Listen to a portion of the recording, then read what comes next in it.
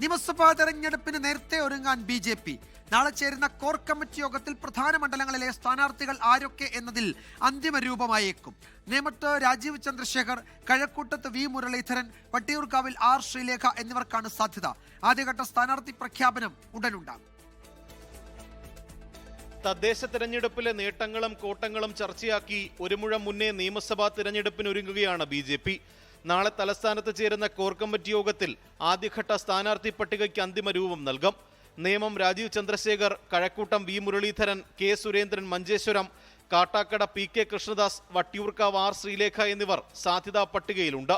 Thiruvananthapuram central G Krishnakumar, Thiruvalla Anoop Antony, Chengannur Kummanam Rajasekharan, Kayamkulam Shobha Surendran, പാല Sean ജോർജ, Parassala Vishnupuram Chandrasekhar എന്നിവരുടെ പേരും പരിഗണനയിലാണ്. A ക്ലാസ് മണ്ഡലങ്ങളിൽ സ്ഥാനാർത്ഥികളെ ഒരാഴ്ചയ്ക്കുള്ളിൽ പ്രഖ്യാപിച്ചേക്കാം.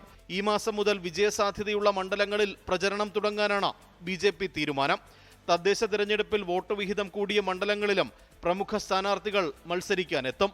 MG പ്രതീഷ്, 24 തിരുവനന്തപുരം.